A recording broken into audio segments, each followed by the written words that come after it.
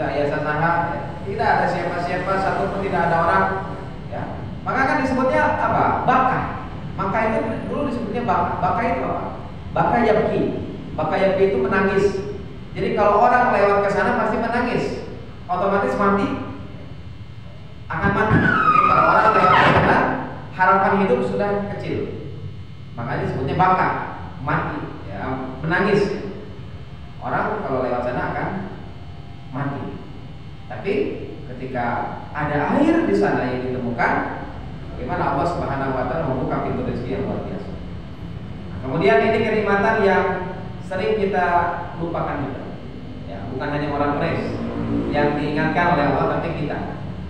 Ya, wa amanahum min khawf, dan memberi keamanan, ya, kepada mereka dari rasa takut.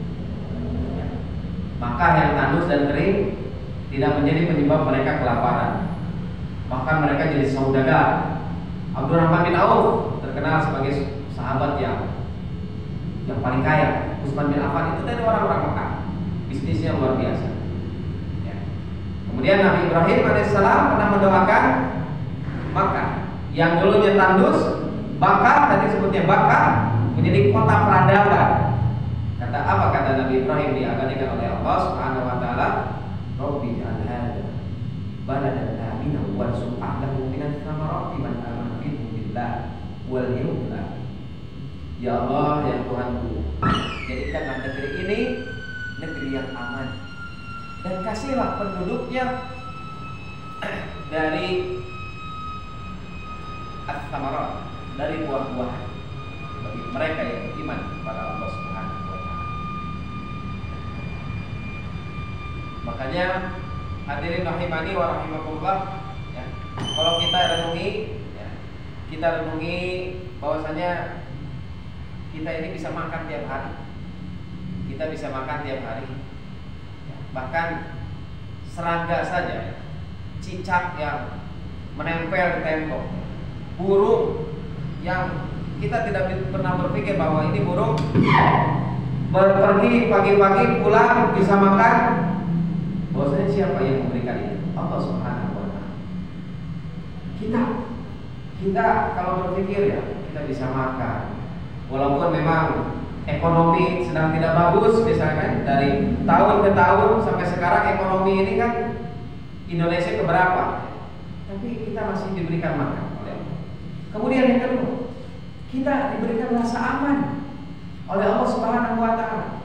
Kalau kita lihat orang-orang Palestina, orang-orang di Suriah, mereka hidup makan saja tidak aman. Belajar seperti ini tidak aman. Sholat saja mendengarkan bunyi senjata, mendengarkan bunyi tembakan, mendengarkan bunyi bom, ya, kanan, kiri, depan, belakang.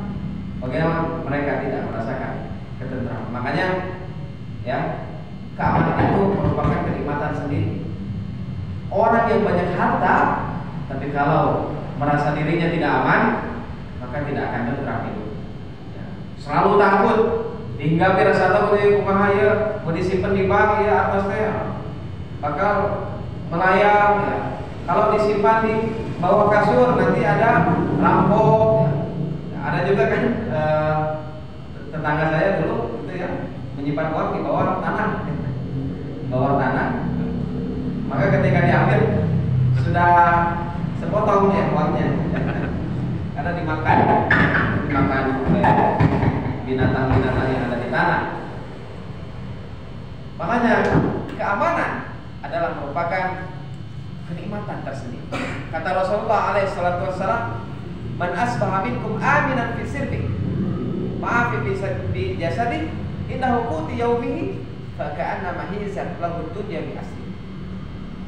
Barang siapa di antara kamu masuk pada waktu pagi dalam keadaan sehat badannya, kurang, ketika bangun sehat, aman pada keluarganya aman, tidak ada yang sakit, semuanya ceria, berbahagia, dan ia memiliki makanan pokoknya pada hari itu tidak kekurangan, bahan-bahan banyak, ya, yang mau dipasak ada, ya, uangnya persediaan ada, walaupun sedikit misalkan, mungkin cukup untuk hari itu saja. Ya, karena Rasulullah kan bilangnya pada waktu pagi. Nanti kan besok nanti ada pagi lagi, belum tentu kan ada itu, belum tentu kan sehat, belum tentu memiliki makanan pokok, memiliki uangnya. Maka kata Rasulullah, seolah-olah seluruh dunia dikumpulkan itu. Ya, walaupun gak kaya, ya hidup pas-pasan tapi sehat, keluarganya diberikan rasa aman, ya. Tidak ada yang khawatir, tidak ada yang bersedih. Makanan pokoknya pada hari itu ada. Makanya seperti para orang-orang tua dulu sebetulnya. Ya, pamit kolot kapungkur makan kamu anu di lembur nih. Yang sehari-hari ke sawah, ke ladang, ya. Bahkan mereka jauh dari kabar-kabar orang-orang luar. Karena kan orang mah kita itu jadi sedih, jadi gundah, jadi khawatir ketika melihat kabar dari luar. Makanya ada bisa jadikan kaidah ya, ada salah satu asatidz yang bilang kalau kamu ingin berbahagia maka jangan mau terlalu sering mendengarkan atau mencari kabar orang lain. Oh, itu kabar orang lain misalkan punya mobil baru, punya rumah baru, asetnya baru dan seterusnya, maka itu akan membuat kita khawatir dan gelisah. Dulu kan ada kabar kayak kolor hijau gitu ya, ada viral gitu kan, orang-orang ya menuju abdi kapungkur SD ya dulu ketika sekolah dasar. Bagaimana teman-teman bilang, ayo kolor hijau, kolor hijau itu makhluk yang menakutkan, menyeramkan katanya. Maka siap-siap di rumah siapkan pohon naon ya, itu kan mitos ya, mitos yang dibesar-besarkan. Kenapa ada itu? Kan ada filmnya. Bagaimana orang-orang dulu itu hidup tentram ya, ketika bangun pagi ya sebelum subuh mereka sudah ke masjid. Mereka diam di masjid, ketika pulang ya sudah disiapkan apa? Ketan, ya, pisang goreng, teh panas, bala-bala hane, kan? Oleh istrinya itu. Kemudian apa ya? Kemudian sarapan untuk siap-siap beraktivitas. Kemudian pergi ke ladang, ke sawah, ke kebun, berkebun, ya, bertani. Kemudian dibawa makanan oleh istri-istrinya itu ya ke sawah. Jam 12 makan, kemudian sholat, ya. Ada yang ke masjid, ada yang sholat di sana. Pulang ke rumah sore-sore, ya. Badannya sehat, segar, sholat maghrib, ya. Baca Quran, mengaji, nuntut ilmu, ya. Tidak ada TV, tidak ada game, ya. Tidak ada yang lain. Besok seperti itu lagi, ya. Tidak dengar kabar dari yang lain, maka itu merasakan kenikmatan yang luar biasa. Kata Rasulullah, seolah-olah seluruh dunia dikumpulkan untuknya, padahal dia bukan orang kaya misalnya, orang biasa-biasa. Besoknya begitu lagi, siapkan lagi ketannya, ya, ubinya dan seterusnya. Luar biasa. Makanannya pun kan tidak aneh-aneh ya. Makanan di kota kan basreng, cimol, gitu ya. Makanan-makanan tepung ya yang membuat orang-orang diabetes padahal masih muda, membuat orang-orang sakit-sakitan padahal masih muda ya. Kenapa? Karena disebabkan makanan-makanan yang ada saat ini. Kalau di kampung kan bagaimana makanan mereka itu segala digulung gitu. Kue gulung ya, sambal ya dan seterusnya. Hadirin rahimani wa rahimakumullah. Pelajaran apa yang bisa kita ambil dari surah Quraisy ini? Ya. Nah, ini pernah ada yang bertanya pada salah seorang dosen. Dan bahkan dijadikan bahan skripsi, bahan penelitian. Pak, ya, ini kan saya orang Sunda, sedangkan di Quran itu yang Allah turunkan tentang suku Quraisy. Nah, bukan suku Quraisy, yang suku Sunda, tidak ada korelasi. Nah, maka itu bisa jadi bahan penelitian. Apa korelasi? Apa hikmahnya? Kenapa Allah turunkan Quraisy, surat Quraisy ya? Kenapa harus Quraisy? Itu ada hikmah tersendiri. Yang kalau kata Imam Az-Zarkashi, pengertian tafsir itu kan bayanu ma'ani, menjelaskan maknanya.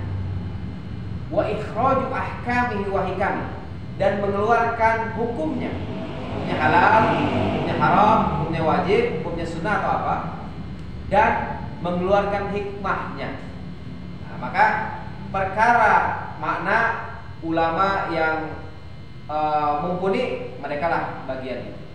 Masalah hukum juga ulama usul, ulama fikih mereka lah bagian. Tentang tafsir atau hikmah, nah itu bisa kita yang menggalinya. Nah tentunya memang ilmunya pun harus sudah ada dasarnya. Ya. Kan iya makanya ya, sudah tahu hukumnya jilbab itu wajib, tapi dikatakan jilbab itu tidak wajib, padahal sudah final ijma ulama. Bayanu ma'anihi wa ikhraju ahkami, mengeluarkan hukum jilbab ya salah satunya. Hukum waris laki-laki 2, bagi wanita 1. Nah ini kan diotak-atik oleh orang-orang sekarang padahal sudah final. Kalau urusan hikmah silakan buat. Hikmahnya apa? Ketika surat Quraisy ini diturunkan kepada seluruh orang yang di dunia. Ya, di antaranya adalah bagaimana Allah Subhanahu wa taala ya. Yang pertama mengajarkan apabila seseorang diberikan nikmat salah satu dalam surat ini sampelnya. Ya, makanya ada kaidah al-ibratu bi umumil lafzi la bi khususis sabab. Pelajaran itu dilihat dari keumuman lafaz, bukan kekhususan sebab. Memang surat ini Quraisy yang diturunkan. Ya, tetapi kita ambil pelajarannya, yakni ketika orang diberikan nikmat, maka hendaknya orang itu bersyukur. Orang-orang Quraisy diberikan nikmat, maka hendaknya mereka falyabudu rabbaha dzal bait. Maka apakah mereka beriman? Di antara mereka beriman, di antara mereka pun kafir. Bahkan satu sama lain saling menyerang, saling berperang. Rasulullah berapa kali berperang dengan kaumnya sendiri, dengan sukunya sendiri, suku Quraisy. Ya. Hadirin rahimani wa rahimakumullah. Rupanya itu saja yang dapat disampaikan pada kesempatan kali ini. Ya. Mudah-mudahan menjadikan kita menambah keimanan, menambah wawasan ilmu. Ya. Mohon maaf apabila terdapat mungkin kekurangan dari penyampaian ini. Alhamdulillah, benar dari Allah dan kesalahan dari diri saya juga. Aku qouli hadza wa astaghfirullah li wa lakum. Subhanallah wa bihamdihi asyhadu an la ilaha illa anta astaghfiruka wa atubu ilaik. Assalamualaikum.